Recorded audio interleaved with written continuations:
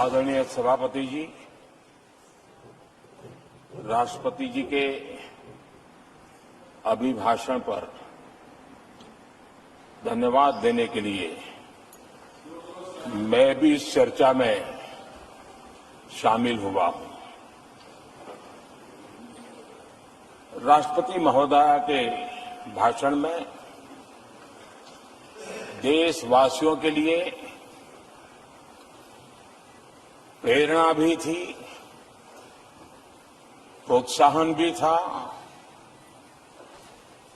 और एक प्रकार से सत्य मार्ग को पुरस्कृत भी किया गया था। आदरणीय सभापति जी, पिछले 2-2.5 दिन में इस चर्चा में करीब 70 माननीय सांसदों ने अपने विचार रखे हैं। इस चर्चा को समृद्ध बनाने के लिए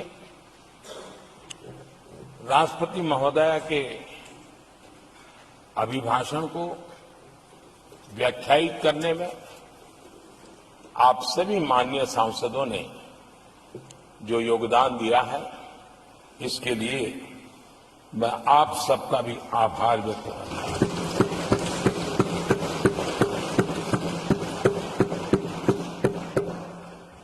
आदरणीय सभापति जी,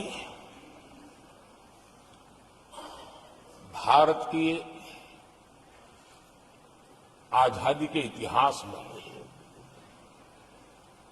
हमारी संसदीय लोकतांत्रिक यात्रा में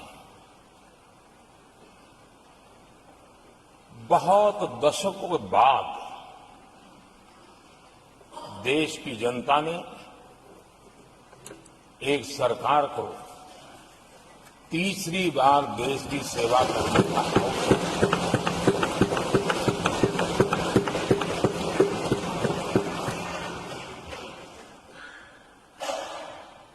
60 साल के बाद ये हुआ है कि 10 साल के बाद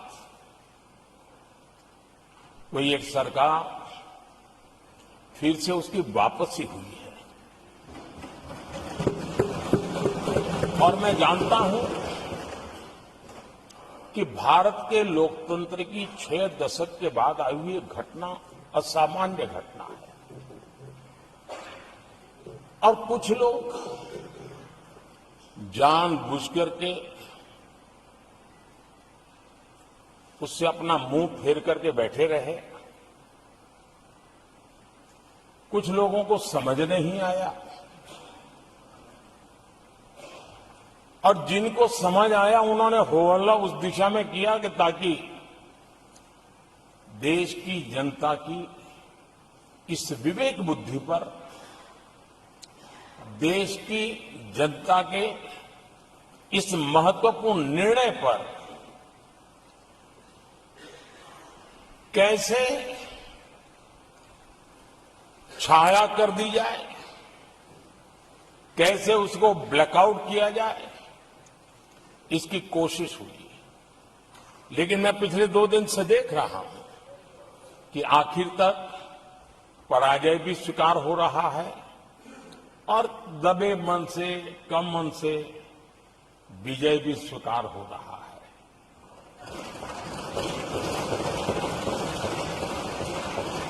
आदरणीय सभापति जी,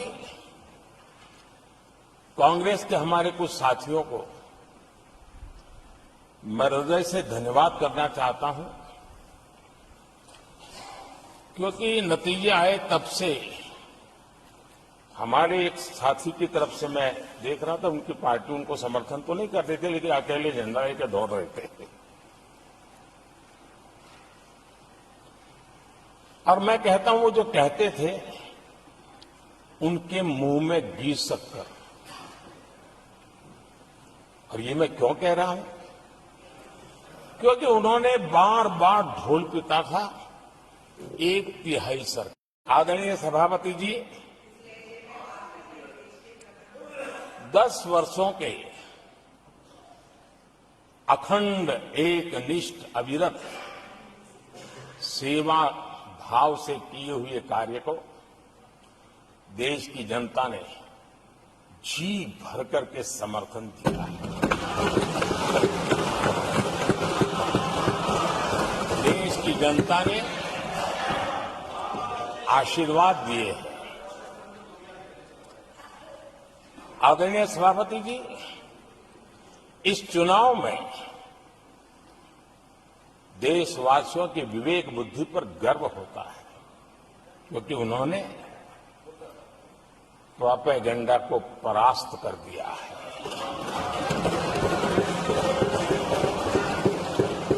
देश की जनता ने परफॉर्मेंस को प्राथमिकता दी है।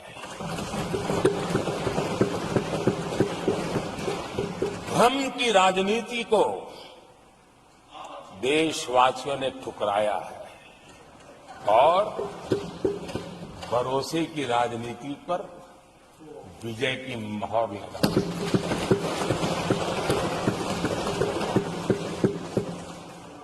आदरणीय सभापति जी,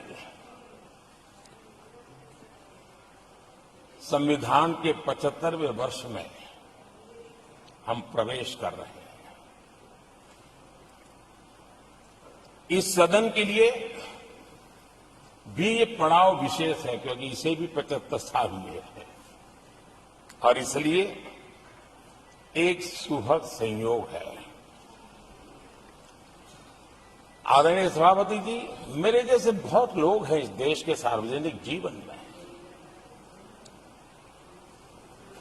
जिनके परिवार में कोई गांव का सरपंच भी नहीं रहा है, गांव का प्रधान भी नहीं रहा है, राजनीति से कोई सरोकार नहीं रहा है,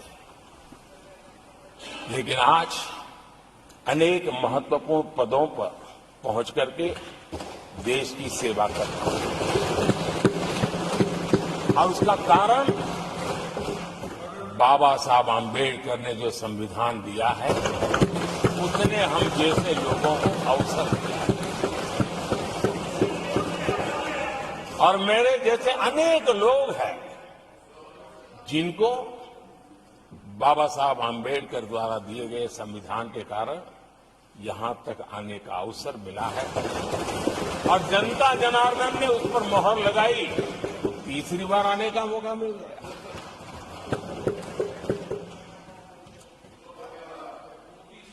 आदरणीय सभापति जी, संविधान हमारे लिए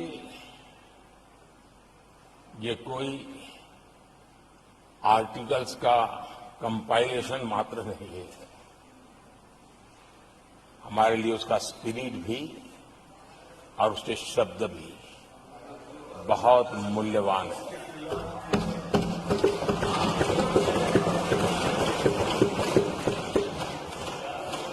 और हमारा मानना है कि किसी भी सरकार के लिए,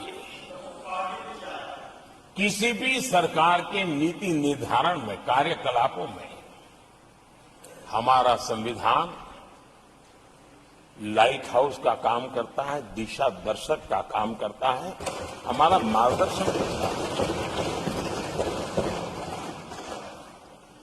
आदरणीय सभापति जी, मुझे याद है मैंने जब लोकसभा में हमारी सरकार की तरफ से कहा गया कि हम 26 नवंबर को संविधान दिवस के रूप में मनाएंगे, तो मैं हैरान हूं जो आज संविधान की प्रत लेकर के कूदते रहते हैं, दुनिया में लहराते रहते हैं, उन लोगों ने विरोध किया था 26 जनवरी तो है, तो संविधान दिवस क्यों लाए? और आज संविधान दिवस के माध्यम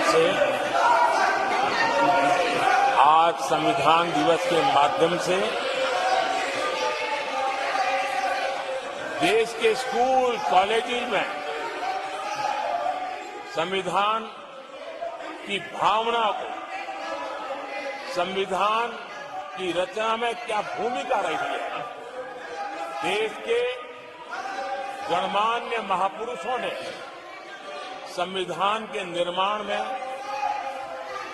किन कारणों से कुछ चीजों को छोड़ने का निर्णय किया, किन कारणों से कुछ चीजों का स्वीकार करने का निर्णय किया, इसके विषय में हमारे स्कूल कॉलेजेस में विस्तार से चर्चा हो, निबंध स्पर्धाएं हो, चर्चा सभाएं हो, एक व्यापक रूप से संविधान के प्रति आस्था का भाव जगे और संविधान के प्रति समझ विकसित हो।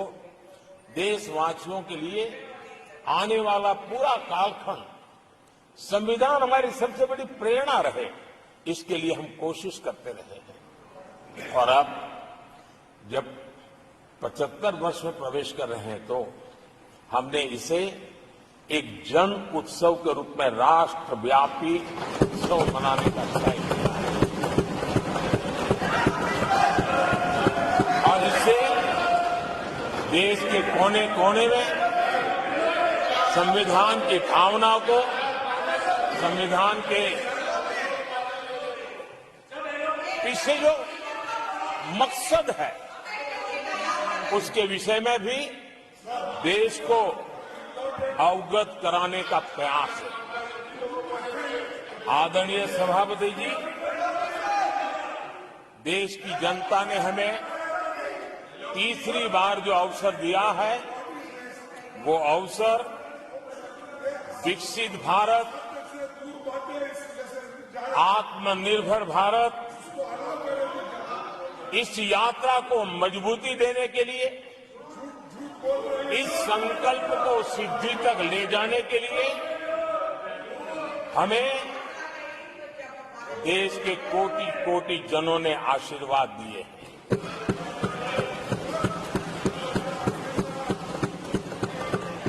आदरणीय सभापति जी, ये चुनाव 10 वर्ष की सिद्धियों पर तो मोहर है ही, लेकिन ये चुनाव भविष्य के संकल्पों के लिए भी देश की जनता ने हमें चुना, क्योंकि देश की जनता का एकमात्र भरोसा हम पर होने के कारण आने वाले सपनों को, संकल्पों को सिद्ध करने के लिए हमें अवसर दिया। आदरणीय सभापति जी, देश भली भांति जानता है, देश ने पिछले 10 वर्षों में हमारे देश की अर्थव्यवस्था को 10 नंबर से 5 नंबर पर पहुंचाने में सफलता पाई और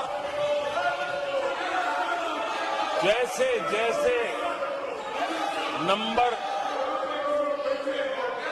निकटता की सिद्धि की ओर पहुंचता है, एक की तरफ पहुंचता है, तो चुनौतियां भी बढ़ती हैं और कोरोना के कठिन कालखंड के बावजूद, संघर्ष की वैश्विक परिस्थितियों के बावजूद भी, तनाव के वातावरण के बावजूद भी हम हमारे देश की अर्थव्यवस्था को 10 नंबर से आज विश्व में 5 नंबर पर पहुंचाने में सफल हुए।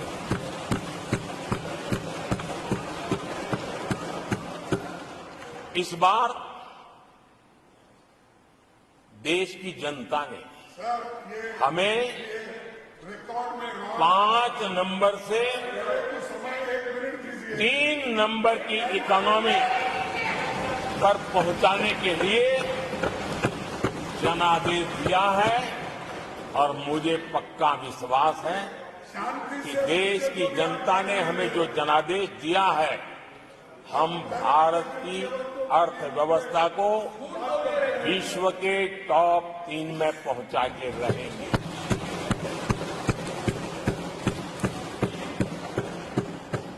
मैं जानता हूं आदरणीय सभापति जी, यहां कुछ ऐसे विद्वान हैं जो ये मानते हैं कि इसमें क्या है, ये तो होने ही वाला है, ये तो अपने आप तीसरे नंबर पर पहुंचने वाली है, ये तो अपने आप हो ही जाएगा। ऐसे विद्वान हैं। अब ये लोग ऐसे हैं जिन्होंने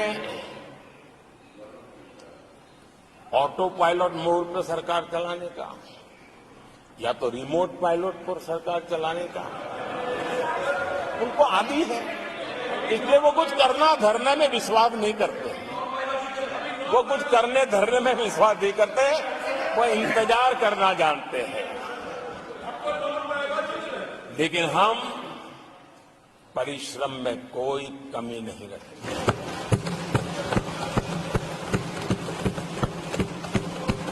आने वाले वर्षों में पिछले 10 वर्षों में हमने जो किया है उसको गति भी बढ़ाएंगे, उसका विस्तार भी बढ़ाएंगे और गहराई भी होगी, ऊंचाई भी होगी और हम इस संकल्प को पूरा करेंगे। आदरणीय सभापति जी, चुनाव के दरमियान मैं देशवासियों को कहता था कि जो 10 साल हमने काम किया है, हमारे जो सपने और संकल्प है उसके हिसाब से तो ये एपेटाइजर है, मेन कोर्स तो अभी शुरू हुआ।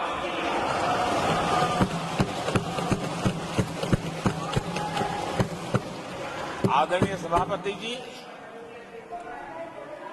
आने वाले 5 साल मूल सुविधाओं के सैचुरेशन के और हम एक सामान्य नागरिक की जो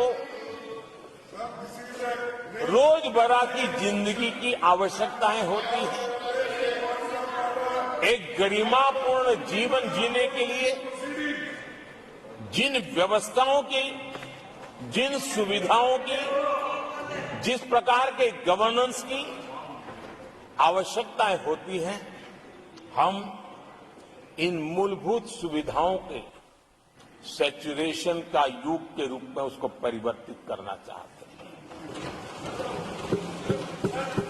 आदरणीय सभापति जी, आने वाले 5 वर्ष गरीबों के खिलाफ निर्णायक लड़ाई के हैं। आने वाले 5 वर्ष गरीबी के खिलाफ गरीबों की लड़ाई, और मैं मानता हूं गरीब जब गरीबी के खिलाफ लड़ाई के लिए एक सामर्थ्य के साथ खड़ा हो जाता है तो गरीबों की गरीबी के खिलाफ की लड़ाई सफलता को प्राप्त करती है। और इसलिए आने वाले 5 साल गरीबी के खिलाफ लड़ाई के निर्णायक वर्ष है और यह देश गरीबी के खिलाफ लड़ाई में विजयी होकर के रहेगा। ये पिछले 10 साल के अनुभव के आधार पर मैं बहुत विश्वास से कह सकता हूं।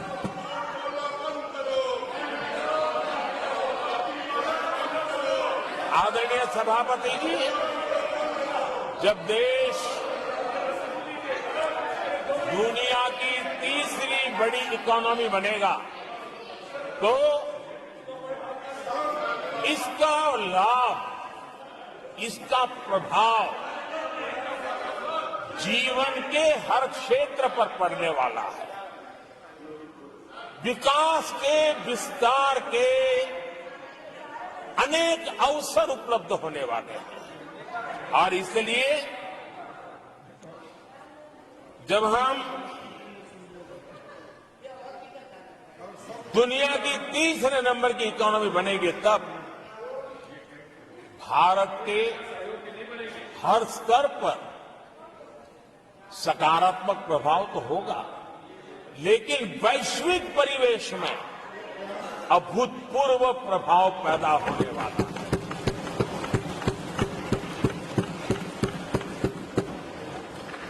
आदरणीय सभापति जी, हम आने वाले कालखंड में नए स्टार्टअप्स का, नई कंपनियों का वैश्विक उभार देख रहे हैं और मैं देख रहा हूं कि आने वाले कालखंड में हमारे टियर 2, टियर 3 सिटीज भी ग्रोथ इंजन की भूमिका में देश में बहुत बड़ा कंट्रीब्यूशन करने वाले हैं। आदरणीय सभापति जी, ये शताब्दी टेक्नोलॉजी ड्रिवन शताब्दी है और इसलिए हम कई नए सेक्टर्स में नए फुटप्रिंट्स भी अवश्य रूप से देखेंगे। आदरणीय सभापति जी, आने वाले 5 साल में पब्लिक ट्रांसपोर्ट में बहुत तेजी से बदलाव आने वाला है और इसका लाभ भारत के कोटि कोटि जनों को जल्द से जल्द मिले, उस दिशा में हम गंभीरता से आगे बढ़ना चाहते हैं। आदरणीय सभापति जी, भारत की विकास यात्रा में हमारे छोटे शहर, चाहे खेल जगत हो, चाहे शिक्षा जगत हो, चाहे इनोवेशन हो, चाहे पेटेंट की रजिस्ट्री हो, मैं साफ देख रहा हूं कि हमारे छोटे छोटे शहर, हजारों की तादाद में से शहर भारत में एक विकास का नया इतिहास गढ़ने वाले हैं।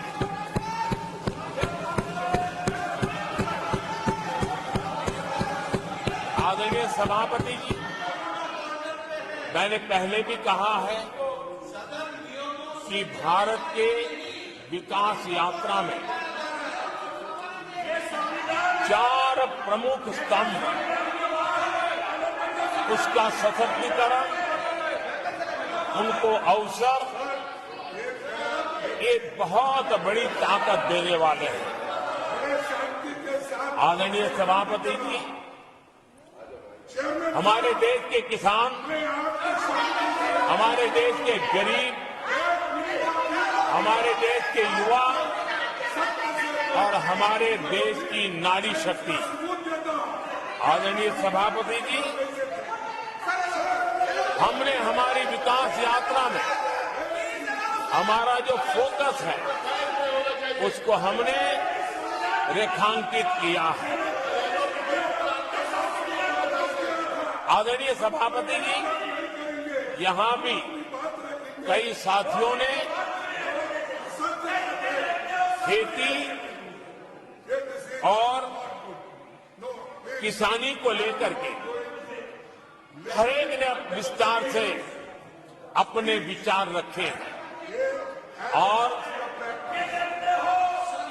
अनेक बातें सकारात्मक रूप से भी रखी है। मैं किसानों को लेकर सभी सदस्यों को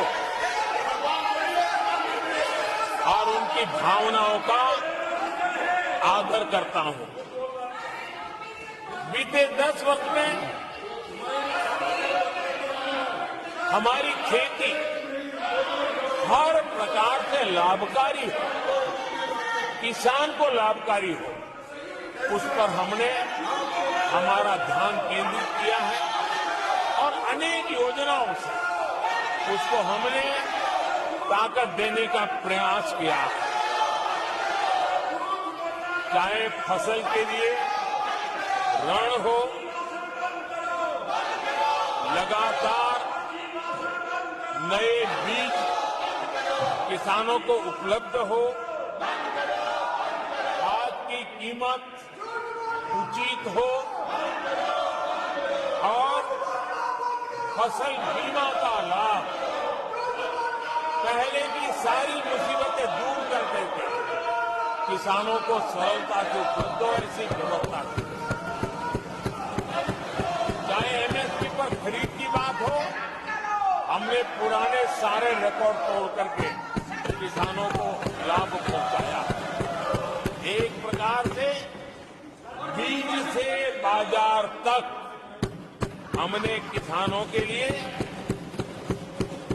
हर व्यवस्था को बहुत माइक्रो प्लानिंग के साथ मजबूती देने का भरपूर भरसक प्रयास किया है और व्यवस्था को हमने चाक चौबंद किया है। आदरणीय सभापति जी, पहले हमारे देश में छोटे किसानों को किसान क्रेडिट कार्ड लोन पाना करीब करीब न के बराबर था, बहुत मुश्किल था, जबकि उनकी संख्या सबसे अधिक आज हमारी नीतियों के कारण, किसान क्रेडिट कार्ड के विस्तार के कारण,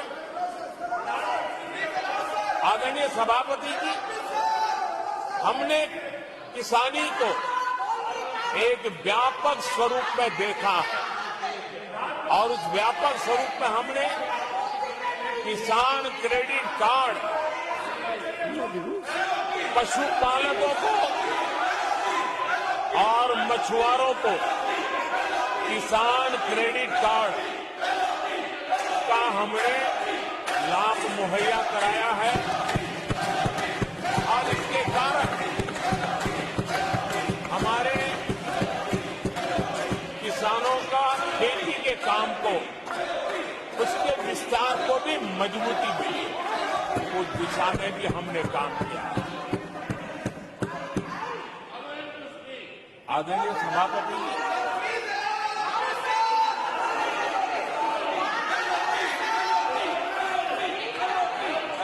कांग्रेस के कार्यकाल में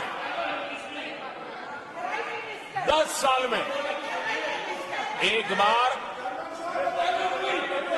किसानों की कर्ज माफी की बहुत डोल पीटे गए और एक बढ़ चढ़ करके बातें बता करके किसानों को गुमराह करने का भरसक प्रयास किया गया था।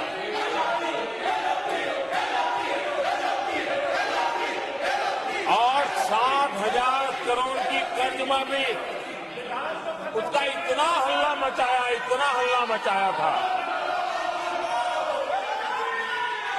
और एक अनुमान था कि उसके लाभार्थी करीब देश के 3 करोड़ किसान थे। सामान्य गरीब छोटे किसान का तो उसमें नामो निशान नहीं था। जिसको सबसे जरूरत थी, इसकी उनकी योजना में कोई परवाह नहीं थी और उन तक कोई लाभ पहुंच भी नहीं पाया था। लेकिन आदरणीय सभापति जी, जब किसान कल्याण हमारी सरकार के हृदय में, केंद्र में हो, तो नीतियां कैसी बनती हैं, कल्याण कैसे होता है, लाभ कैसे पहुंचता है, उसका मैं इस सदन को उदाहरण देना चाहता हूं। आदरणीय सभापति जी, हमने प्रधानमंत्री किसान सम्मान योजना चलाई और पीएम किसान सम्मान योजना का लाभ आपको नियमों की जानकारी और ये आचरण सही नहीं है। 10 करोड़ किसानों को हुआ। इसकी असंसदीय आचरण की भर्त्सना करता हूँ और मैं आप अपने स्थान 3 पर बैठ लाख जाएं। करोड़ रुपए to take their seats. मैं हम सदस्यों किसानों से को अनुरोध करता दे हूं कि अपने चुके स्थान पर हैं। बैठ जाएं। Becoming of your conduct. ये आचरण सही नहीं है। Becoming of your conduct.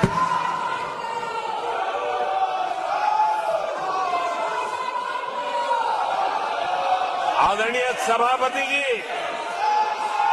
देश देख रहा है, झूठ फैलाने वालों की सत्य सुनने की ताकत भी नहीं होती।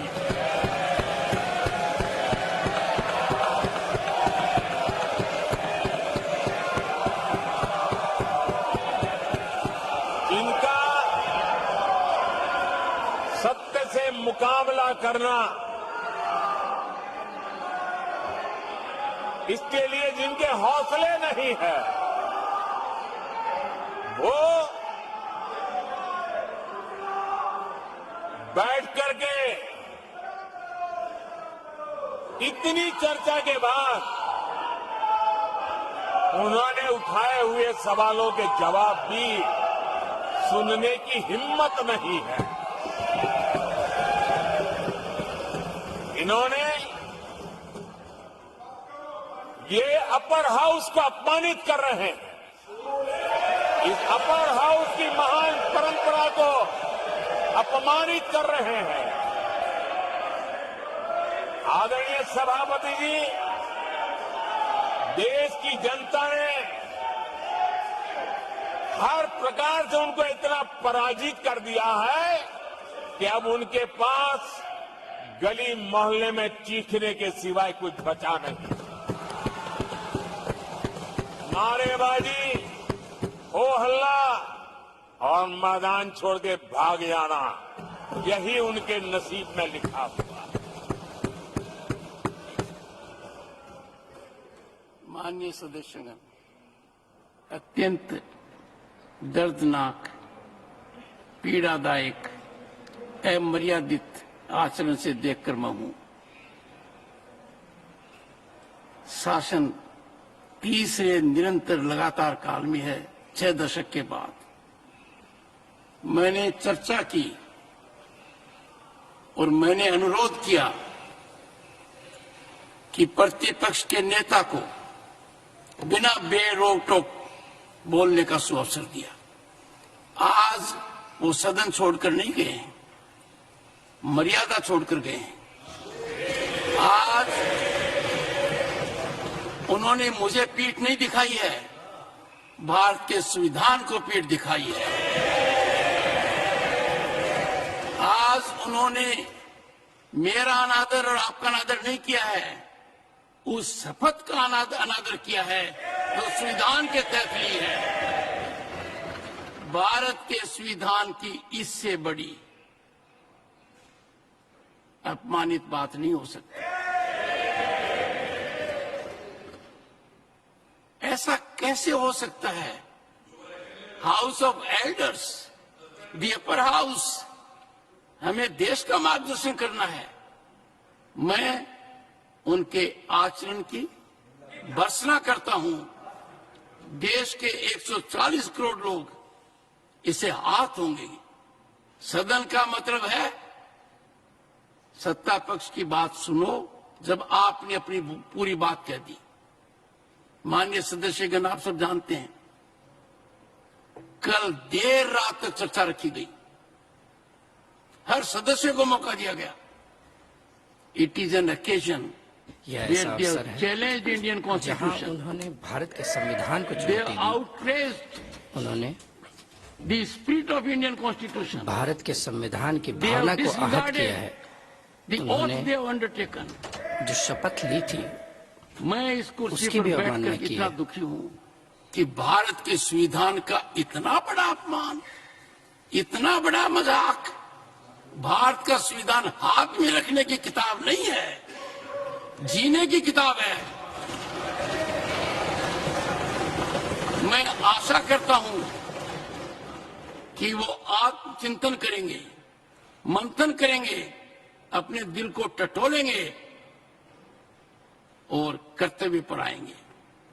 माननीय प्रधानमंत्री जी,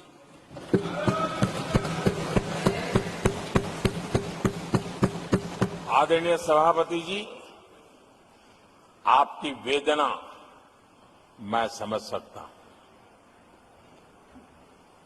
140 करोड़ देशवासियों ने जो निर्णय दिया है, जो जनादेश दिया है, इसे ये पचा नहीं पा रहे हैं। और कल उनकी सारी हरकतें फेल हो गई, तो आज उनका वो लड़ाई लड़ने का भी हौसला नहीं था, और इसलिए वो मैदान छोड़ करके भाग गए हैं। आदरणीय सभापति जी, मैं तो कर्तव्य से बंधा हुआ हूं, और न ही मैं यहां कोई डिबेट में स्कोर करने के लिए आया हूं। मैं तो देश का सेवक हूं, देशवासियों को मेरा हिसाब है। देश की जनता को मेरे पल पल का हिसाब देना, मैं उसे अपना कर्तव्य मानता हूं।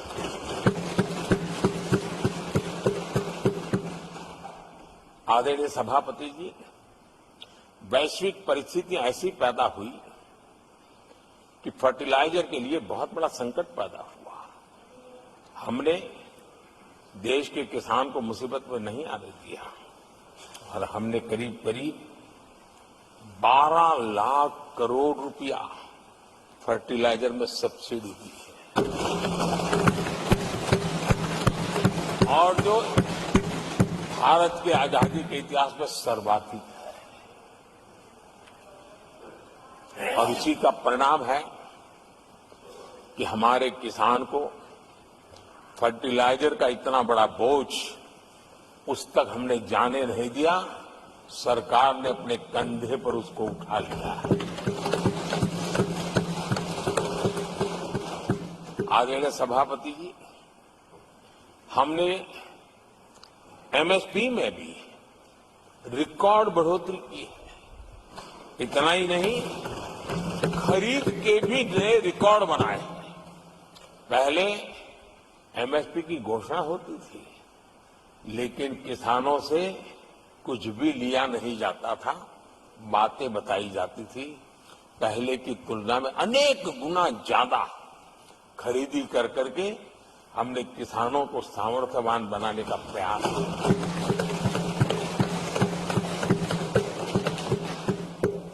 आदरणीय सभापति जी,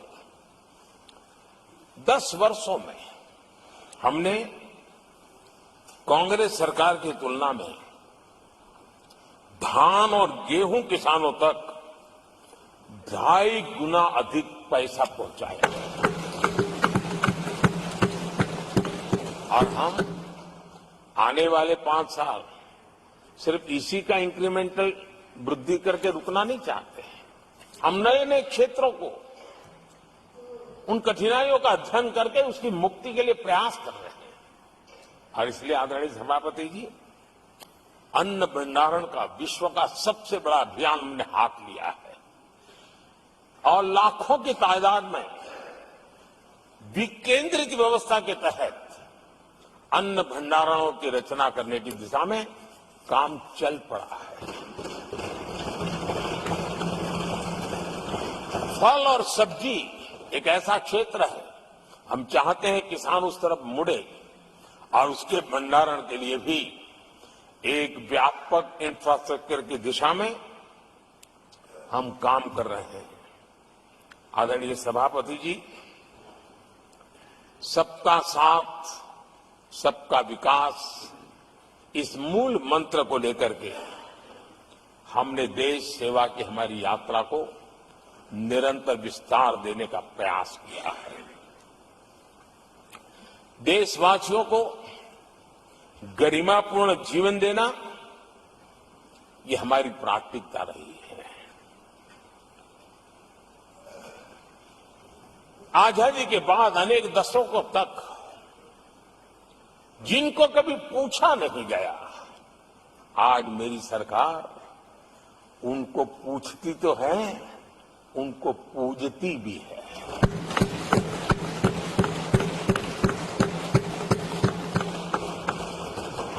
हमारे दिव्यांग भाई बहनों के साथ हमने मिशन मोड में उनकी कठिनाइयों को समझ करके माइक्रो लेवल पर उसको एड्रेस करने का प्रयास किया है और व्यवस्थाएं विकसित करने का प्रयास किया है ताकि वे गरिमापूर्ण जीवन जी सकें और कम से कम किसी का सहारा उनको लेना पड़े, इस दिशा में हमने काम किया है।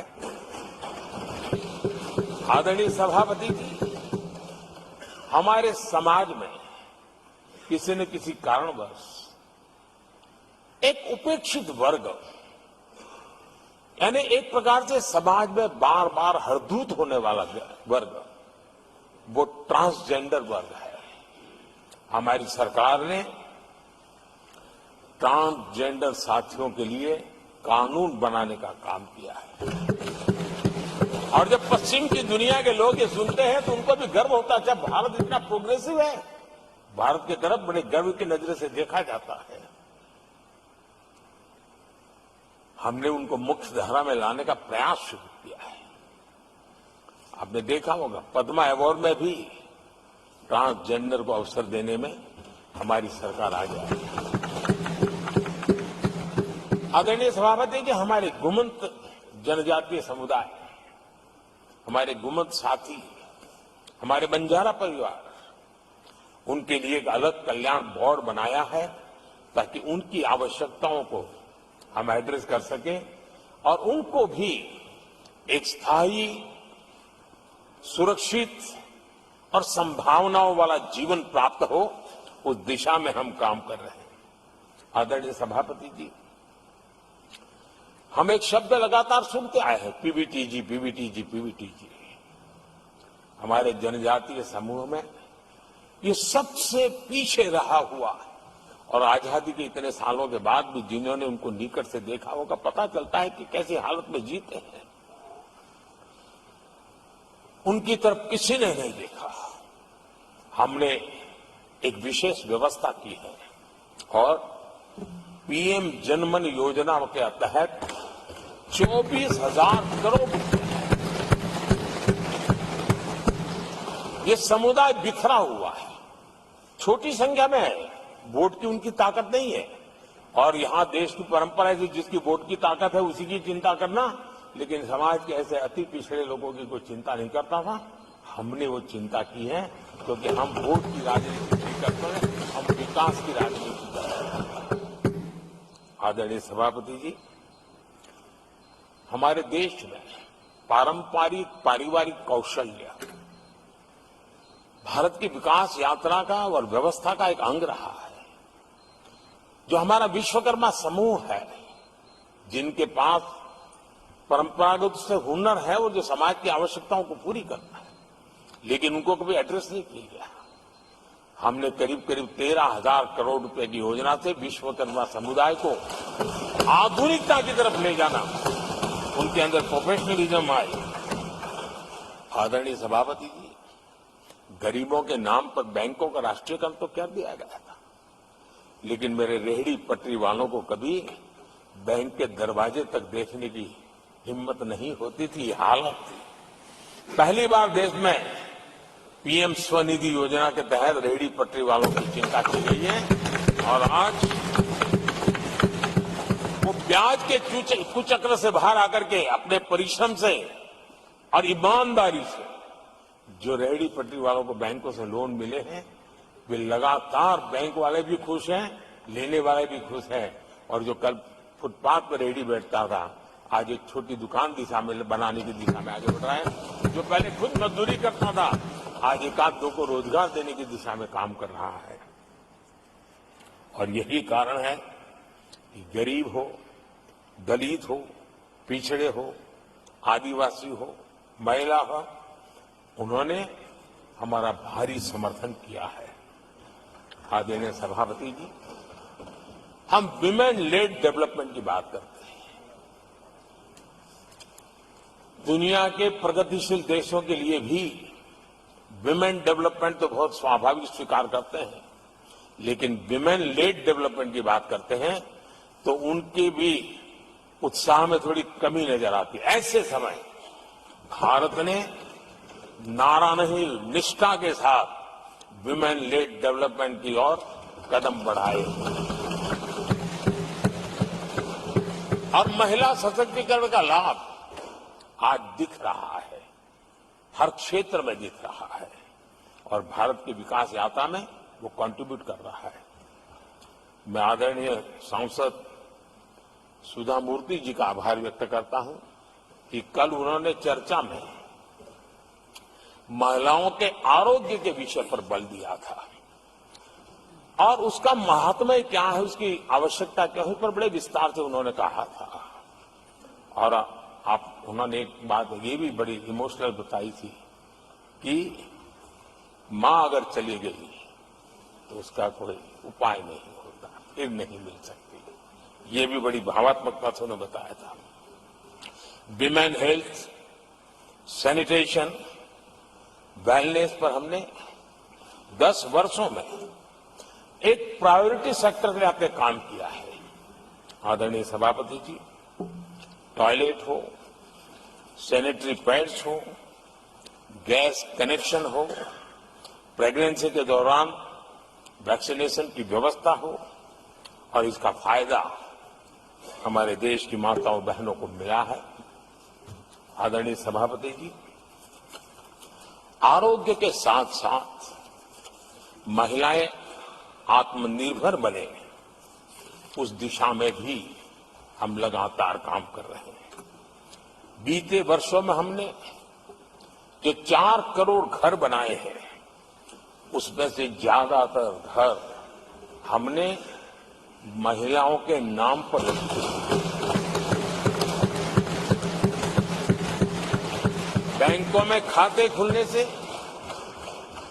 मुद्रा और सुकन्या समृद्धि जैसी योजना से आर्थिक फैसलों में महिलाओं की भूमिका भी बढ़ी है, भागीदारी भी बढ़ी है और एक प्रकार से वो परिवार में भी अब निर्णय प्रक्रिया का हिस्सा बनने लगी है।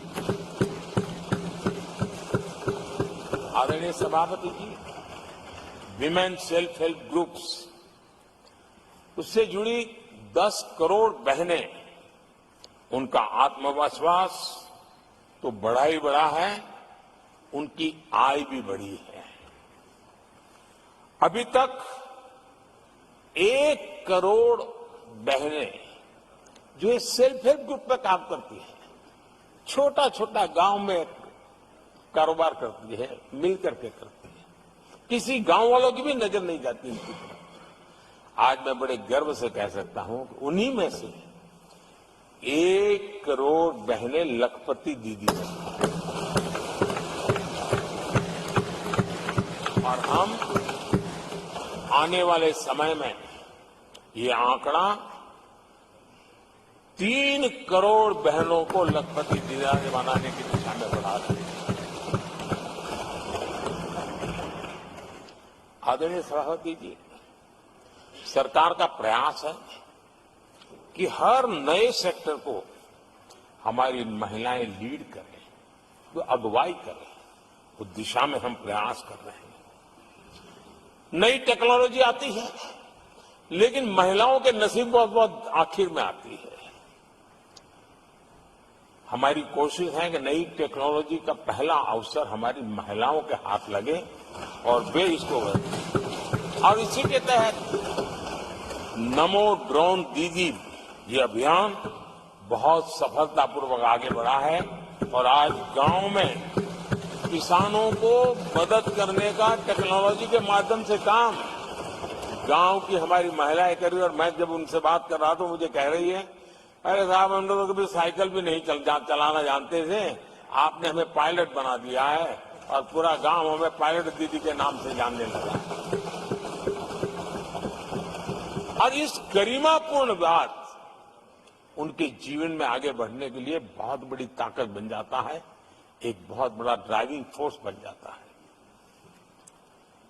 आदरणीय सभापति जी, देश का दुर्भाग्य है कि ऐसे संवेदनशील मामलों में भी राजनीति जब होती है तब देशवासियों को, विशेषकर महिलाओं को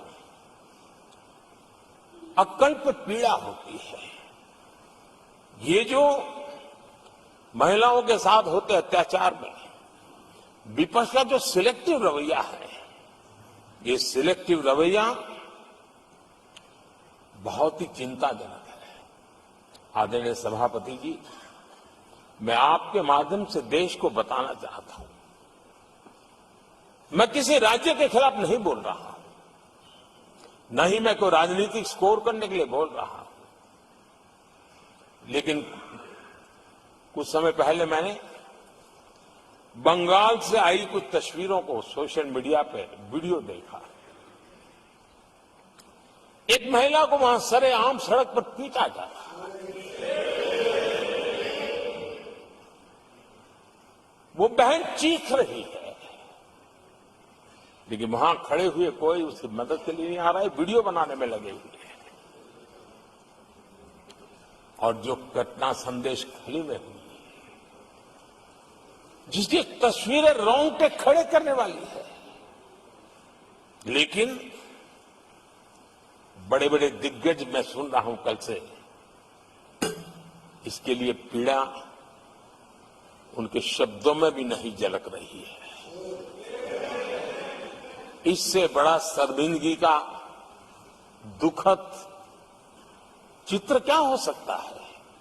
और जो अपने आप को बहुत बड़े प्रगतिशील नारी नेता मानते हैं, वो भी मुंह पे ताले लगा करके बैठ गए, क्योंकि संबंध उनके राजनीतिक जीवन से जुड़े किसी दल से या उस राज्य से है। और इसलिए आप महिलाओं पर हो रही पीड़ा को चुपचाप हो जाए। आदरणीय सभापति जी, मैं समझता हूं कि जिस प्रकार से दिग्गज लोग भी ऐसी बातों को नजरअंदाज करते हैं, तब देश को तो पीड़ा होती है, हमारी माताओं बहनों को ज्यादा पीड़ा होती है। आदरणीय सभापति जी, राजनीति इतनी सिलेक्टिव हो और जहां उनकी राजनीति को अनुकूल नहीं होता है तो उनको साफ सूंघ जाता है, ये बहुत चिंता का विषय है। आदरणीय सभापति जी, भारत की जनता ने तीसरी बार पूर्ण बहुमत की स्थिर सरकार चुनकर देश में तो स्थिरता और निरंतरता को तो आदेश दिया ही है, लेकिन इस चुनाव के नतीजों ने विश्व को आश्वस्त किया है। आदरणीय सभापति जी,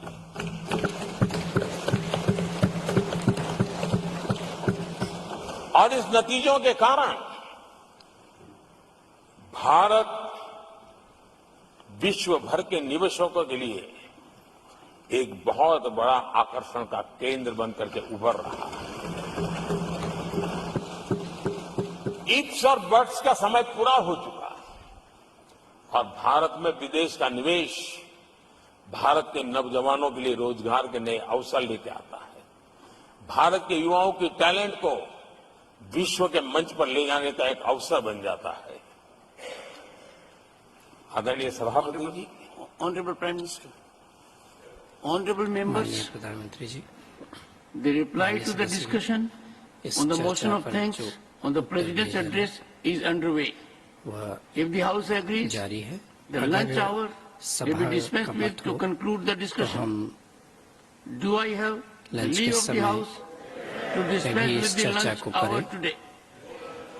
क्या सबकी सहमति है? Honorable Prime जी, Minister, माननीय प्रधानमंत्री जी, आपने मुझे भी एक मौका दिया है जो मेरे से पहले एक चेयरमैन को ही मिला है, to listen to the prime minister कि वे प्रधानमंत्री जी को सुने तीसरी बार जब वो राष्ट्रपति के अभिभाषण पर उत्तर दे रहे हैं। और आपसे इंस्पिरेशन लेकर आप देखिए, टेबल के ऊपर हमने पुरुषों का 1/3 रिजर्वेशन कर दिया है। ऑनरेबल प्राइम मिनिस्टर, आदरणीय सभापति जी, वैश्विक अर्थव्यवस्थाओं में संतुलन जो चाहते हैं उनका भारत का ये विजय उनके लिए एक बहुत बड़ी नई आशा लेकर के आया है। आज विश्व पारदर्शिता पर भरोसा करती है और भारत उसके लिए एक बहुत ही श्रेष्ठ भूमि के रूप में उभर रहा है। आदरणीय सभापति जी, इस चुनाव नतीजों से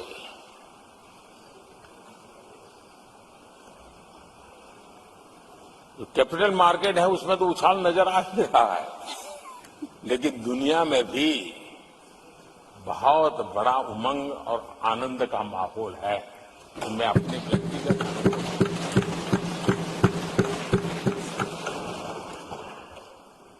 लेकिन इस बीच हमारे कांग्रेस के लोग भी खुशी में मगन है।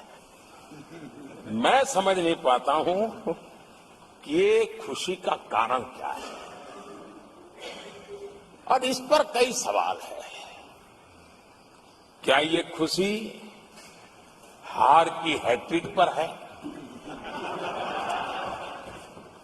क्या ये खुशी नर्वस 90 के शिकार होने पर है? क्या ये खुशी एक और असफल लॉन्च की है? आदरणीय सभापति जी, मैं देख रहा था ये उत्साह उमंग से खड़गे जी भी बड़े नजर आ रहे थे, लेकिन शायद खड़गे जी ने उनकी पार्टी की बड़ी सेवा की है, क्योंकि जो ये पराजय का ठिकरा जिन पर फूटना चाहिए था उनको उन्होंने बचा लिया और खुद दीवार बन के खड़े हो गए।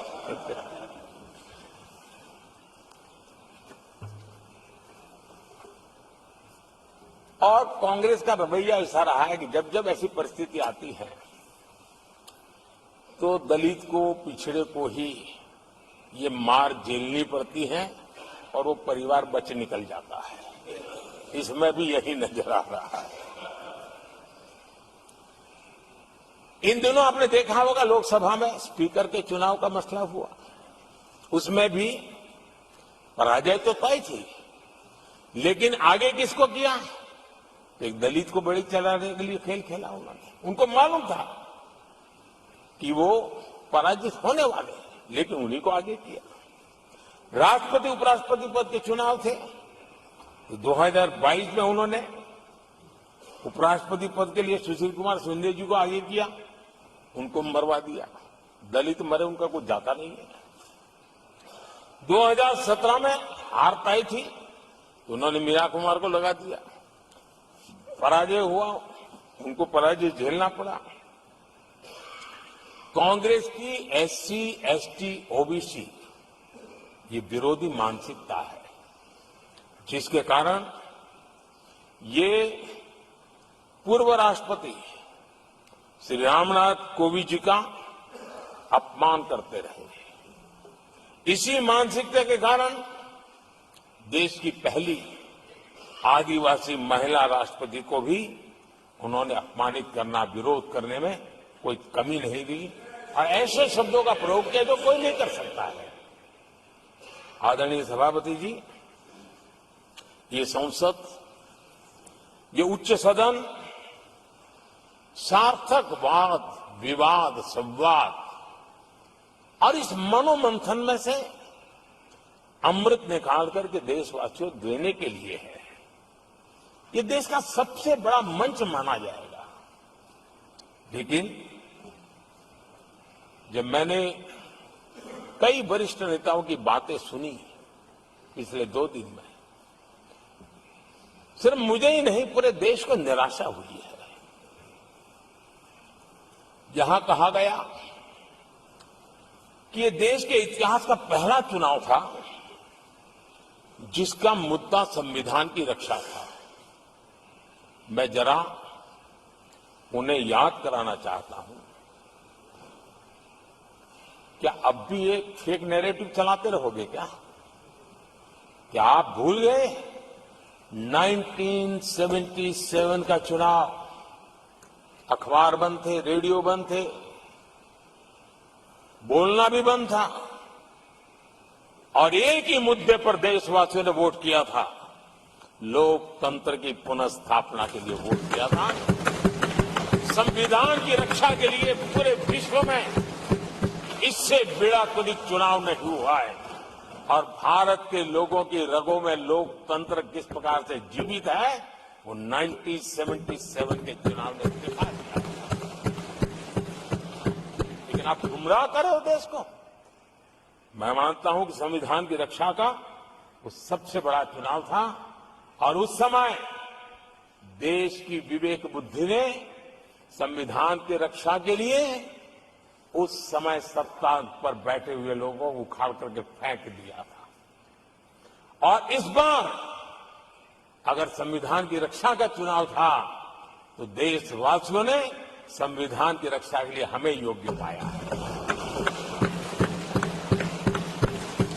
संविधान की रक्षा के लिए देशवासियों को हम पर भरोसा है कि हां, अगर संविधान की रक्षा को कोई कर सकता है तो यही लोग कर सकते हैं, और देशवासियों ने हमें जनादेश दिया है। आदरणीय सभापति जी,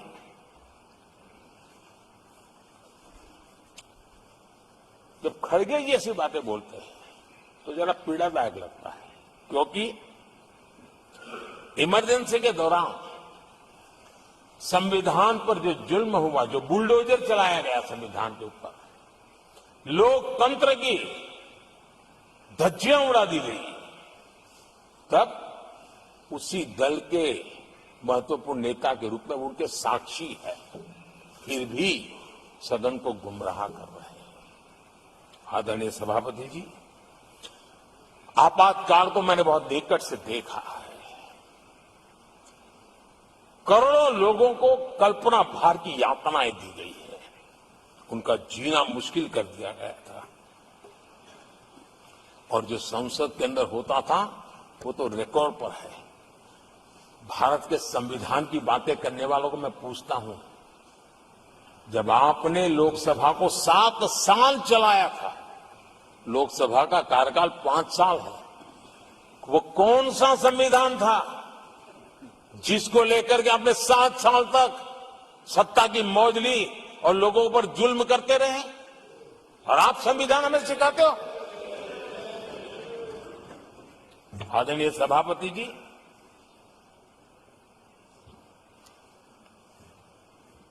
दर्जनों आर्टिकल्स पर, यानी संविधान की आत्मा को छिन्न विच्छिन्न करने का पाप इन्हीं लोगों ने उस कालखंड में किया था।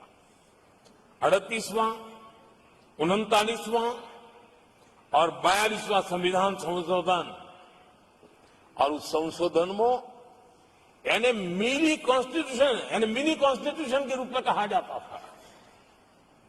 ये सब क्या था? आपके मुंह में संविधान की रक्षा शब्द शोभा नहीं देता है। ये पाप कर करके आप बैठे हुए लोग हो। इमरजेंसी में पिछली सरकार में 10 साल ये कैबिनेट में थे खड़गे जी, क्या हुआ था?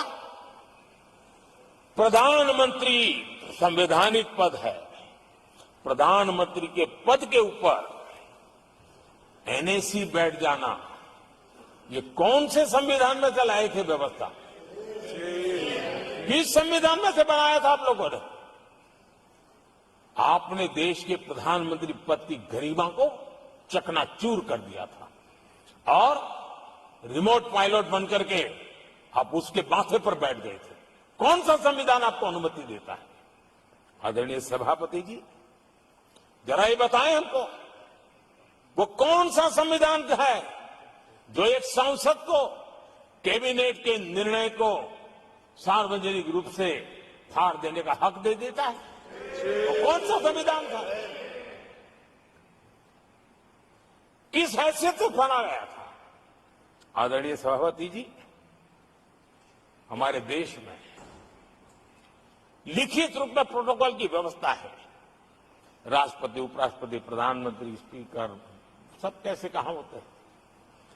कोई मुझे बताएं कि संविधान की मर्यादाओं को तार तार करके प्रोटोकॉल में एक परिवार को प्राथमिकता कैसे दी जाती थी। कौन सा संविधान था। संवैधानिक पदों पर बैठे हुए लोगों बाद में, एक परिवार के लोग पहले। कौन से संविधान की मर्यादा रखी थी आपने। और आज संविधान की बातें करते हैं, संविधान लहराते हैं, जय संविधान कहते हैं। अरे आप लोग तो India is Indira, Indira is India के नारे लगा करके जिए हो। आपको संविधान की कोई आदर भाव कभी व्यक्त कर नहीं पाए हो। आदरणीय सभापति जी, मैं बहुत गंभीरता से कह रहा हूं कि देश में कांग्रेस संविधान की सबसे बड़ी विरोधी है। उसके जहन में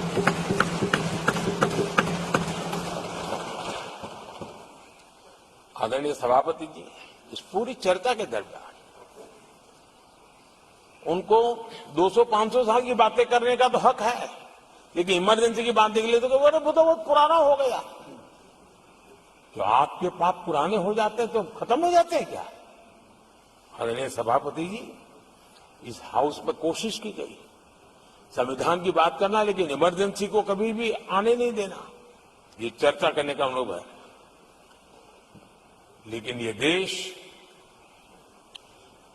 इनके साथ जो लोग बैठे हैं उसमें भी बहुत लोग हैं जो इमरजेंसी के भुक्तभोगी रहे हैं। लेकिन उनकी कुछ मजबूरियां होगी कि आज उनके साथ उन्होंने बैठना पसंद किया है। मतलब अवसरवादिता का ही दूसरा नाम है। संविधान के प्रति समर्पण का भाव होता तो ऐसा नहीं करते। आदरणीय सभापति जी, आपातकाल सिर्फ एक राजनीतिक संकट नहीं था। लोकतंत्र, संविधान के साथ साथ ये बहुत बड़ा मानवीय संकट भी था। अनेक लोगों को टॉर्चर किया गया था। अनेक लोग जेल में मृत्यु को शरण हुए थे। जयप्रकाश नारायण जी की स्थिति इतनी खराब हुई कि बाहर आकर के वो कभी ठीक नहीं हो पाए। ये हाल उन्होंने कर दिया था। और प्रताड़ना सिर्फ राजनेताओं की नहीं, आम आदमी को भी नहीं छोड़ा गया था, सामान्य आदमी को भी नहीं। और इनका इतने सारे जुल्म, उसमें इनके लोग भी थे अंदर, उनके साथ भी ये जुल्म हुआ। लेकिन आज भूल। आदरणीय सभापति, वो दिन ऐसे थे कि जो कुछ लोग घर से निकले कभी घर लौट करके वापिस नहीं आए और पता तक नहीं चला कि उनका शरीर कहां गया। यहां तक की घटनाएं घटी थी। आदरणीय सभापति जी, ये बहुत सी पार्टियां जो उनके साथ बैठी हैं, वो अल्पसंख्यकों की आवाज होने का जरा दावा करते हैं और बड़े ज्यादा चिल्ला करके बोलते हैं। क्या कोई मुजफ्फरनगर और तुर्कमान गेट, वहां अल्पसंख्यकों के साथ इमरजेंसी में क्या हुआ था, जरा याद करने की हिम्मत करते हैं क्या? बोलने की हिम्मत करते हैं क्या? आदरणीय सभापति जी, और ये कांग्रेस को क्लीन चिट दे रहे हैं। कैसे देश उनको माफ करेगा? ये शर्मनाक है कि ऐसी तानाशाही को भी आज सही कहने वाले लोग हाथ में संविधान की प्रत लेकर के अपने काले कारनामों को छुपाने की कोशिश कर रहे हैं।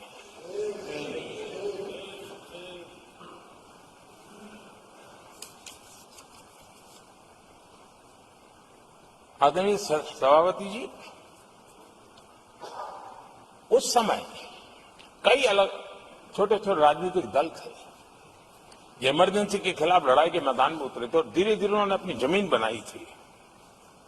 आज वो कांग्रेस का सहयोग कर रहे हैं।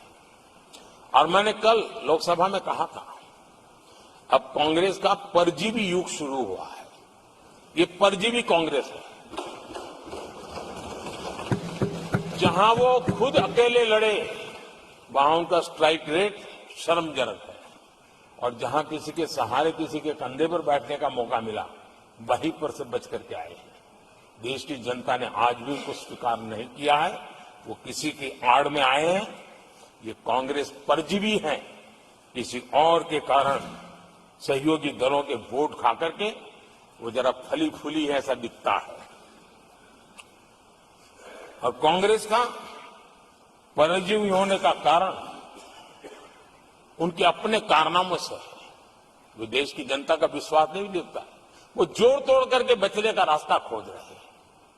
जनता जनार्दन का विश्वास जीतने के लिए इनके पास कुछ नहीं है। इसलिए फेक नैरेटिव के द्वारा, फेक वीडियो के द्वारा देश को भ्रमित करके, गुमराह करके अपने कारनामे करने की आदत है। आदरणीय सभापति जी, इस सदन में, ये उच्च सदन है, यहां विकास के विजन पर चर्चा होना स्वाभाविक अपेक्षित है। लेकिन भ्रष्टाचार के गंभीर आरोपों से घिरे लोग, ये कांग्रेस वाले, भ्रष्टाचारी बचाओ आंदोलन चलाने लग गए हैं बेशर्मी के साथ। जिनको सजाएं मिली है भ्रष्टाचार में, इनके साथ तस्वीरें निकालने में उनको मजा आ रहा है। पहले ये लोग हमको पूछते थे, बातें तो बड़ी करते थे, भ्रष्टाचारियों पर कार्रवाई क्यों नहीं होती है? और जब भ्रष्टाचारी जेल जा रहे हैं तो हंगामा कर रहे हैं। क्या आप लोगों को जेल क्या भेज रहे हो? आदरणीय सभापति जी, यहां चर्चा के दौरान केंद्र की जांच एजेंसियों पर आरोप लगाए गए हैं। जांच एजेंसियों का ये सरकार दुरुपयोग कर रही है, ऐसा कहा गया है। आदरणीय सभापति जी, अब आप मुझे बताइए, भ्रष्टाचार करे आप, शराब घोटाला करे आप, बच्चों के क्लास के बनाने में घोटाला करे आप, पानी तक में घोटाला करे आप, आपकी शिकायत करे कांग्रेस, आपको कोर्ट में घसीट करके ले जाए कांग्रेस, और अब कार्रवाई हो तो गाली दे मोदी को।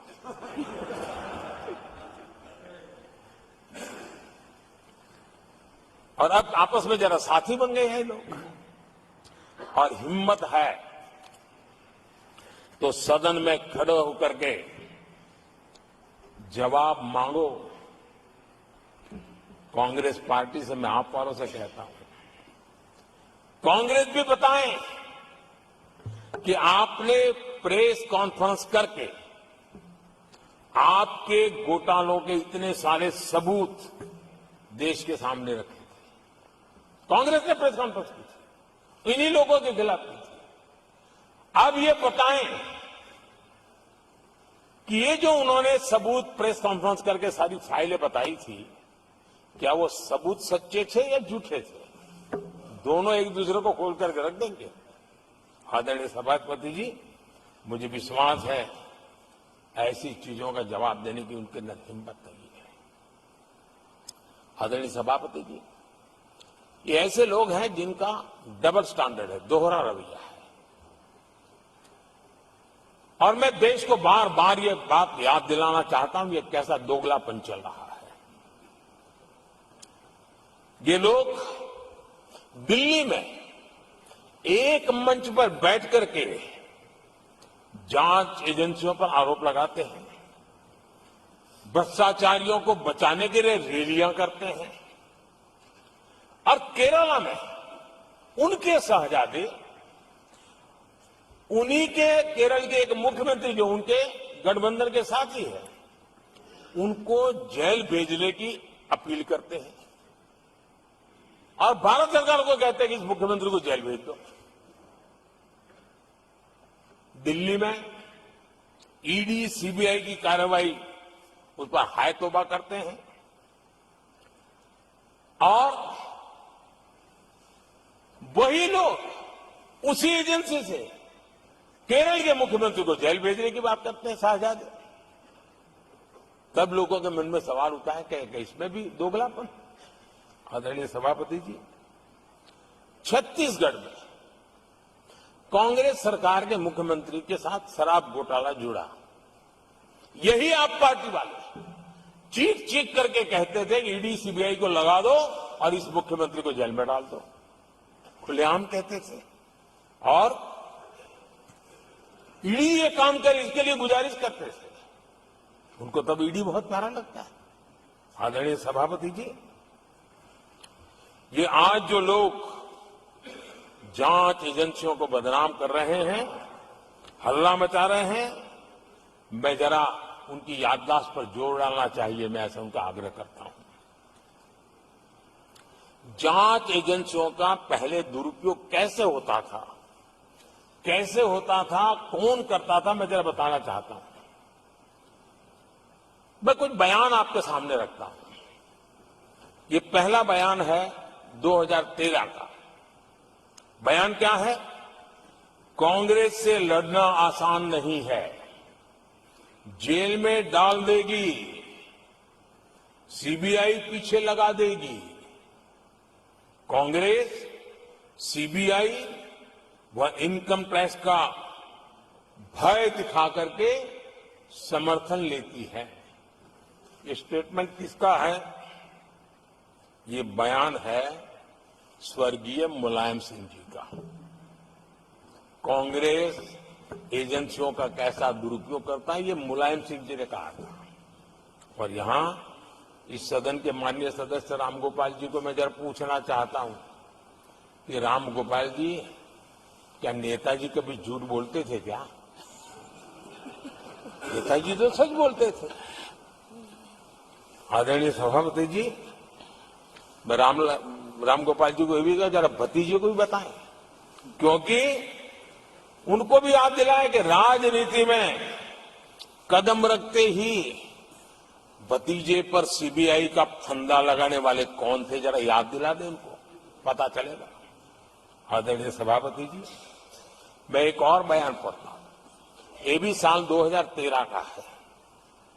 The Congress had used the CBI to strike political bargains with Congress many ने parties. राजनीतिक फायदा उठाने के लिए सीबीआई तो का कौन कहते इस्तेमाल हैं? किया, कई जगह किया।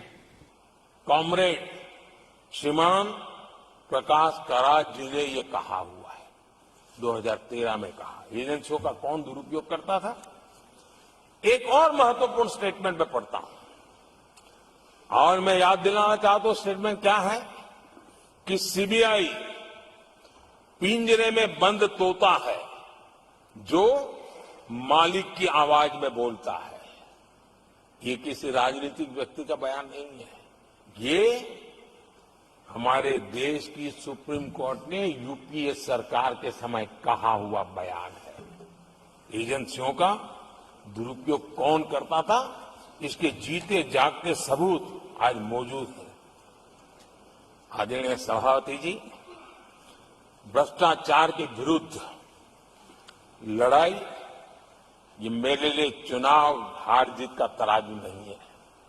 मैं चुनाव हार जीत के लिए, भ्रष्टाचार के लिए लड़ाई नहीं लड़ रहा हूं। ये मेरा मिशन है, ये मेरा कन्विक्शन है।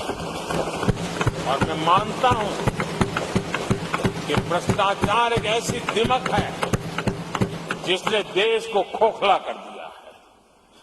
इस देश को भ्रष्टाचार से मुक्ति दिलाने के लिए, भ्रष्टाचार के प्रति सामान्य मानवी के मन में नफरत पैदा करने के लिए मैं जी जान से जुटा हुआ हूं और मैं इस पवित्र कार्य मानता हूं। 2014 में जब हमारी सरकार बनी तो हमने दो बड़ी बातें कही थी। एक, हमने कहा था मेरी सरकार गरीबों को समर्पित है, और दूसरा, भ्रष्टाचार पर, काले धन पर कड़ा प्रहार मेरी सरकार करेगी। ये मैंने 2014 में सार्वजनिक रूप से कहा था। इसी ध्येय को लेकर के एक तरफ गरीबों के कल्याण के लिए विश्व की सबसे बड़ी कल्याण योजना हम चला रहे हैं, गरीब कल्याण योजना चला रहे हैं। दूसरी तरफ भ्रष्टाचार के विरुद्ध नए कानून, नई व्यवस्थाएं, नए तंत्र हम विकसित कर रहे हैं। हमने भ्रष्टाचार निवारण अधिनियम 1988 उसमें संशोधन किया। हमने काले धन के खिलाफ एक नया कानून बनाया। बेनामी संपत्ति को लेकर हम नया कानून लेकर के आए। इन कानूनों से भ्रष्ट अधिकारियों पर भी कार्रवाई हो गई, लेकिन लीकेज हटाने के लिए हमने सकारात्मक रूप से गवर्नमेंट में भी बदलाव लाया। हमने डायरेक्ट बेनिफिट ट्रांसफर पर बल दिया। हमने डिजिटल टेक्नोलॉजी का भरपूर उपयोग किया है और तभी आज हर लाभार्थी तक उसके हक का फायदा तुरंत सीधा पहुंच रहा है। एक नए पैसे का लीकेज नहीं होता है। ये हमारी भ्रष्टाचार के खिलाफ लड़ाई का पहलू है। और जब सामान्य नागरिक को ये व्यवस्था मिलती है तब उसका लोकतंत्र पे भरोसा बढ़ता है, उसको सरकार में अपनापन महसूस होता है, और जब अपनापन महसूस होता है तब तीसरी बार बैठने का मौका मिलता है। आदरणीय सभापति जी,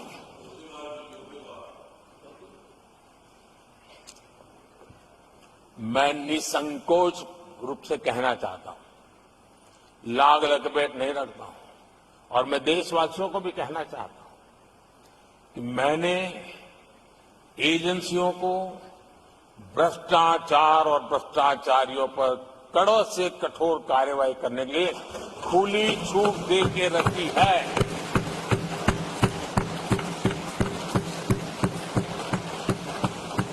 सरकार कहीं पर भी टांग नहीं अड़ाएगी।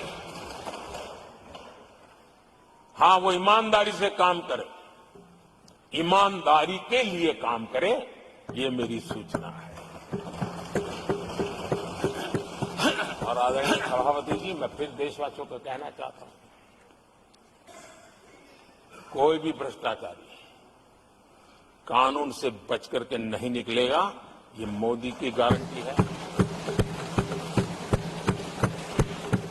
आदरणीय सभापति जी, राष्ट्रपति जी ने अपने संबोधन में पेपर लीक को एक बड़ी समस्या बताया है। मेरी अपेक्षा थी कि सारे दल दलीय राजनीति से ऊपर उठकर इस पर अपनी बात रखते, लेकिन दुर्भाग्य से इतना संवेदनशील महत्वपूर्ण मुद्दा भी, मेरे देश के नौजवानों के भविष्य के साथ जुड़ा मुद्दा भी इन्होंने राजनीति के भेंट चढ़ा दिया। इससे बड़ा दुर्भाग्य क्या हो सकता है। मैं देश के नौजवानों को आश्वस्त करता हूं कि आपको धोखा देने वालों को ये सरकार छोड़ने वाली नहीं है। मेरे देश के नौजवानों के भविष्य के साथ खिलवाड़ करने वालों को सख्त से सख्त सजा मिले, इसके लिए एक के बाद एक एक्शन लिए जा रहे हैं।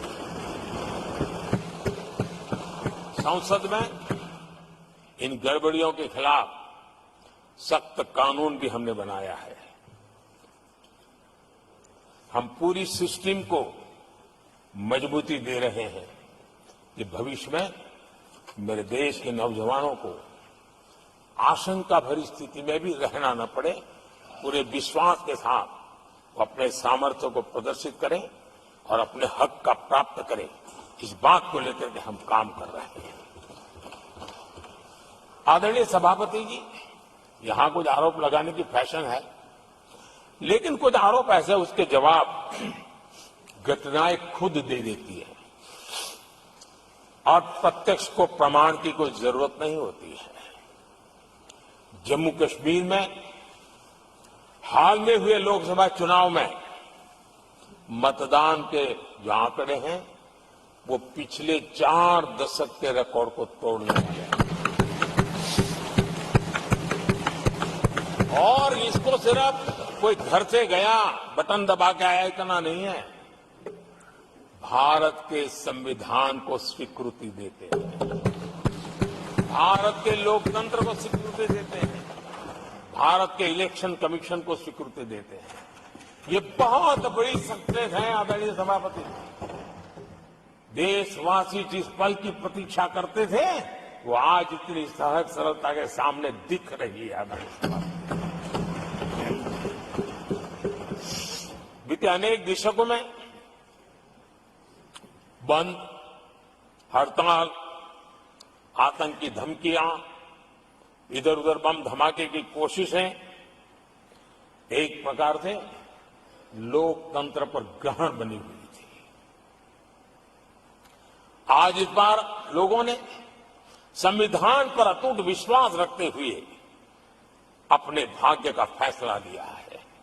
मैं जम्मू कश्मीर के मतदाताओं को विशेष रूप से बधाई देता हूं।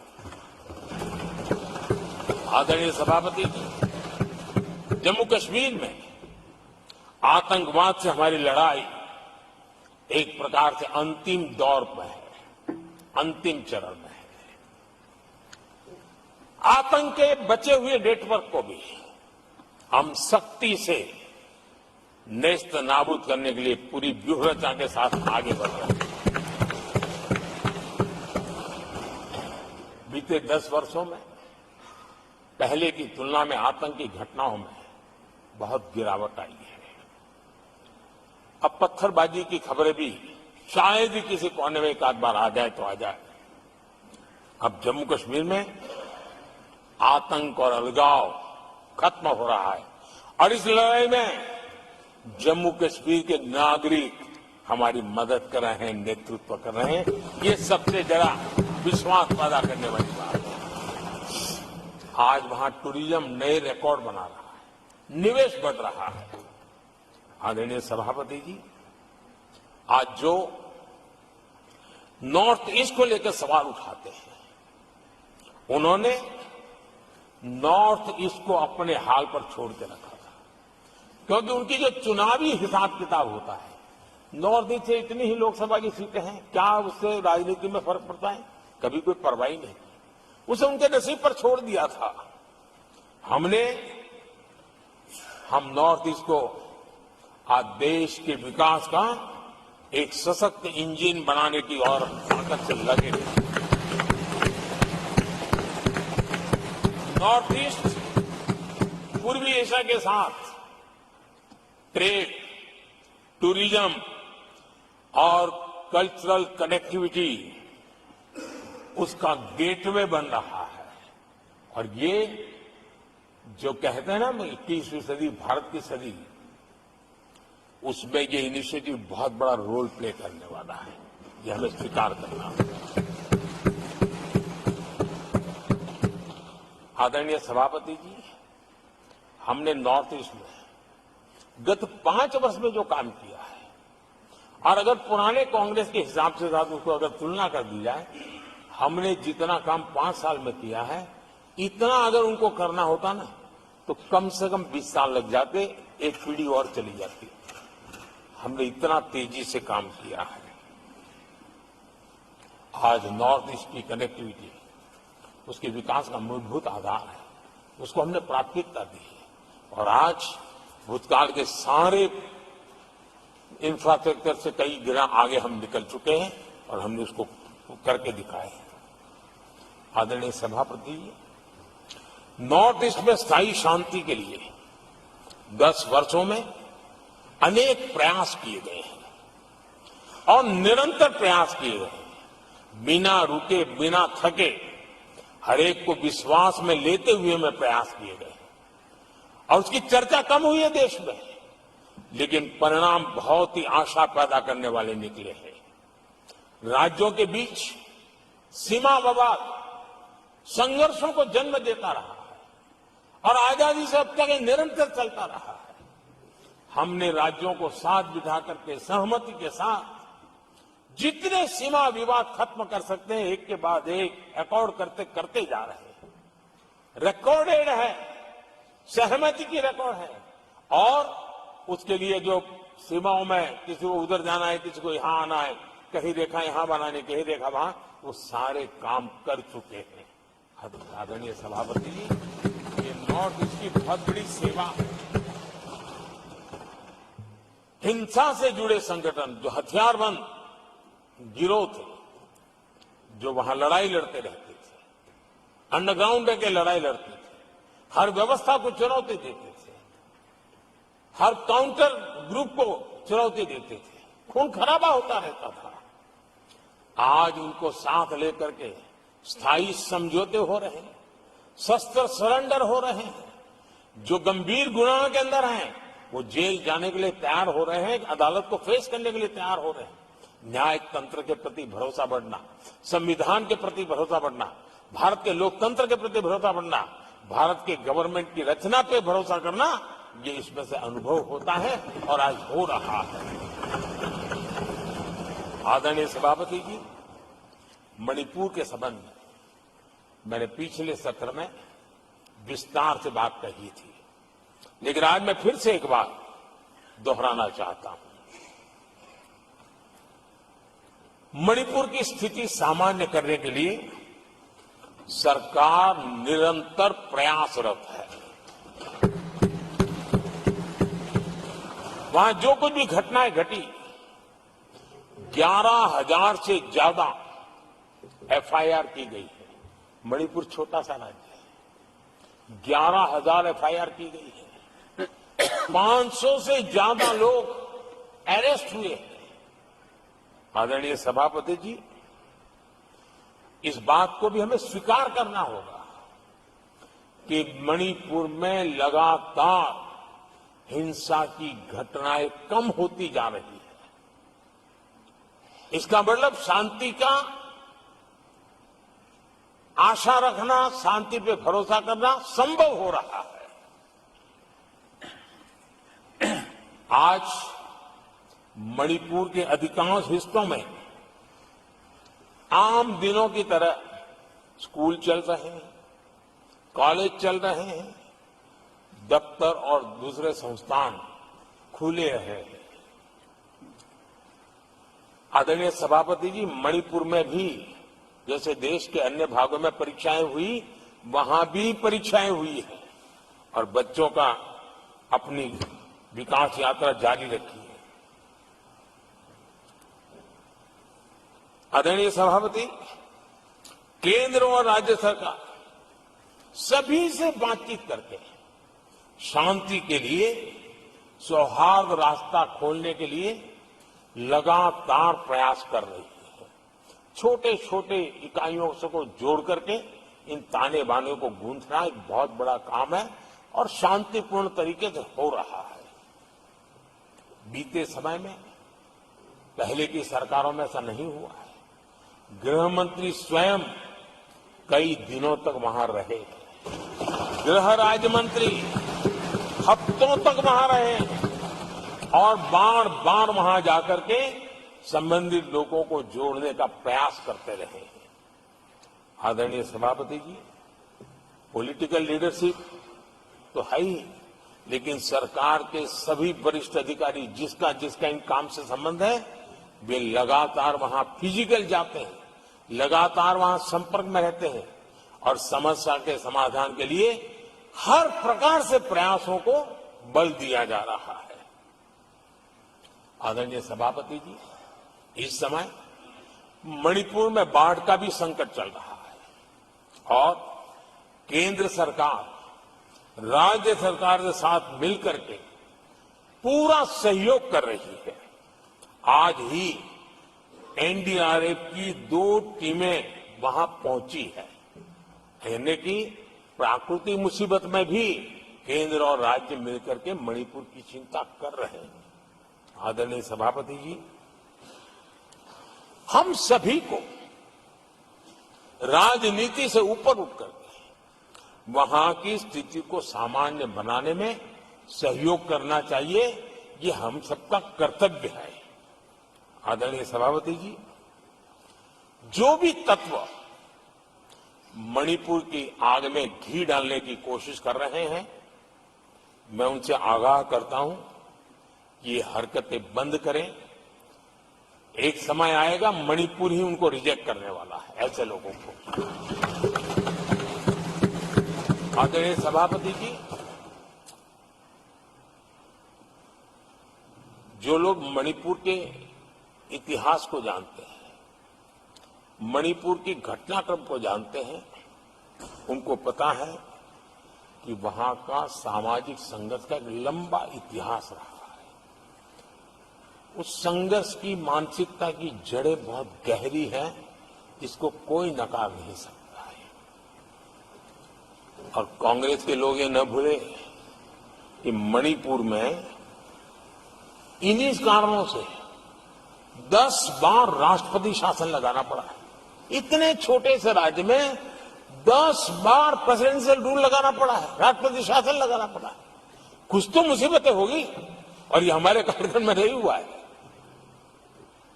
लेकिन फिर भी राजनीतिक फायदा उठाने के लिए वहां पर जिस प्रकार की हरकतें हो रही है, और राष्ट्रपति जी, आदरणीय सभापति जी, मैं इस सदन में देशवासियों को मैं बताना चाहता हूं, 1993 में मणिपुर में ऐसे ही घटनाओं का क्रम चला था, और इतना तीव्र चला था, इतना व्यापक चला था, वो 5 साल लगातार चला था। तो ये सारा इतिहास समझ करके हमें बहुत समझदारी के पूर्वक स्थितियों को ठीक करने के लिए प्रयास करना है। जो भी इसमें सहयोग देना चाहते हैं, हर एक का सहयोग भी हम लेना चाहते हैं, लेकिन हम सामान्य स्थिति को बरकरार रखने में, शांति लाने में भरपूर प्रयास कर रहे हैं। आदरणीय सभापति जी, ये मेरा सौभाग्य रहा है कि मैं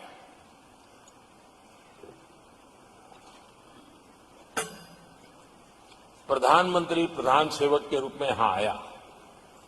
उसके पहले लंबे अरसे तक मुझे मुख्यमंत्री के रूप में सेवा करने का अवसर मिला था,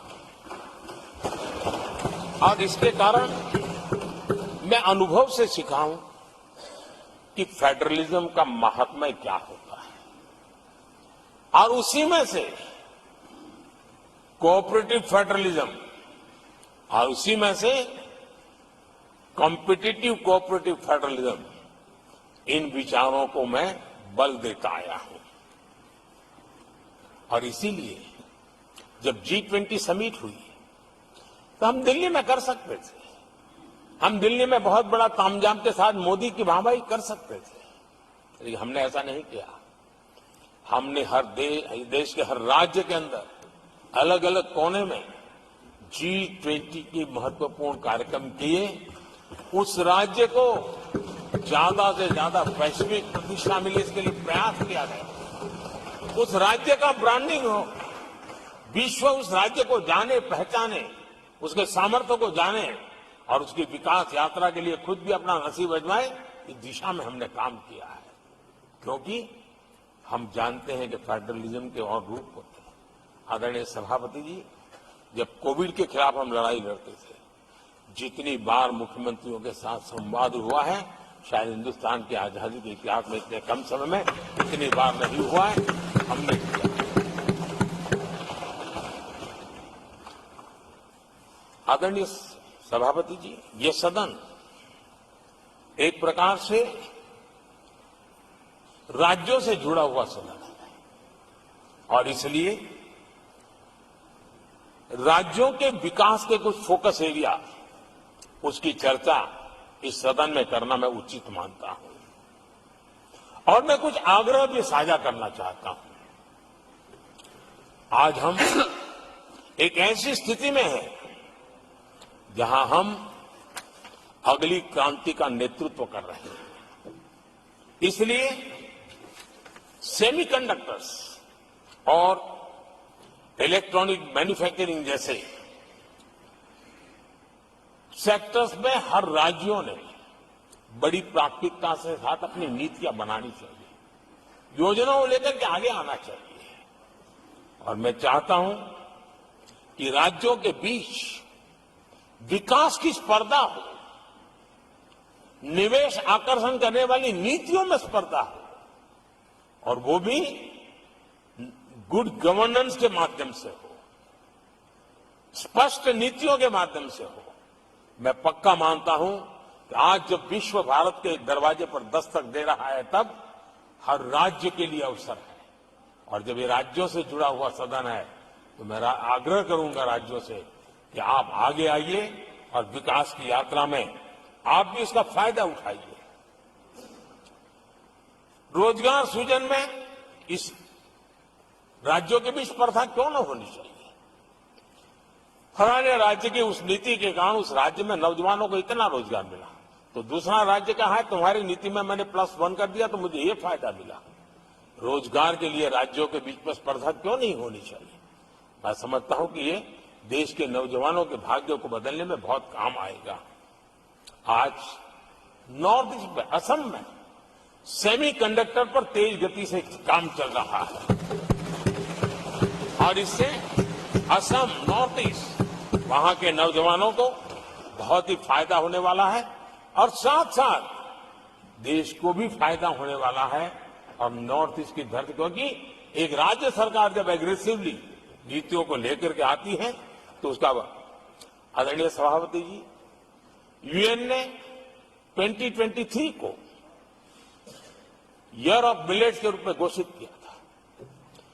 ये भारत की अपनी खुद की ताकत है। मिलेट्स हमारे छोटे किसानों की ताकत है, और जहां कम पानी है, जहां सिंचाई की सुविधाएं नहीं है, वहां पर मिलेट्स, जो कि एक सुपर फूड है, मैं मानता हूं कि राज्य इसके लिए आगे आए, अपने अपने राज्य के इस सुपर फूड को, मिलेट्स को लेकर के वैश्विक बाजार में जाने की योजना बनाए।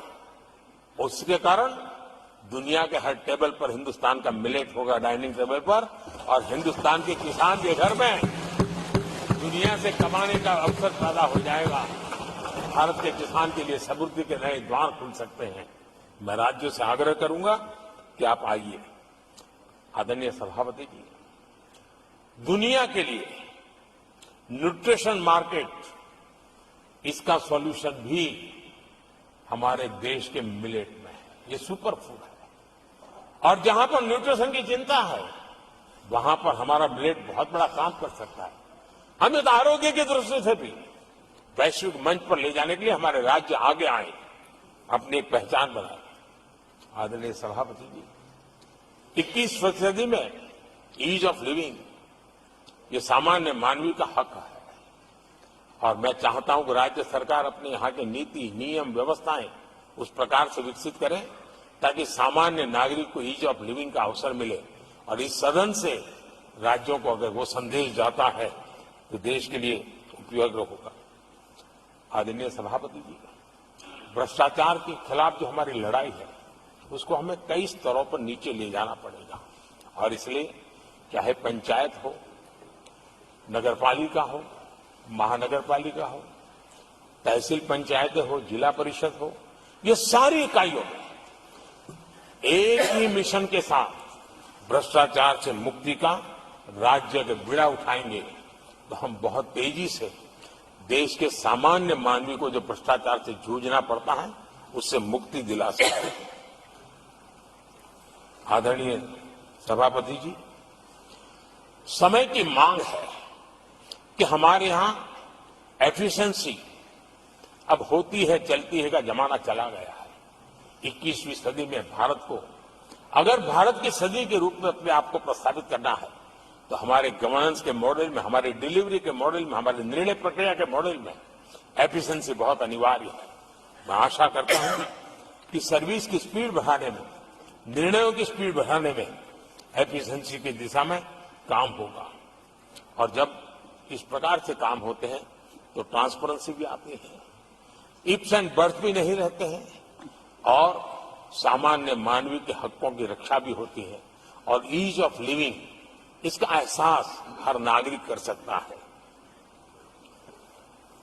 आदरणीय सभापति जी, मेरा एक कन्विक्शन है और मैं मानता हूं कि आज समय की मांग है कि हमारे देश के नागरिकों के जीवन से सरकार की दखल जितनी कम हो उस दिशा में हमने प्रयास करना चाहिए।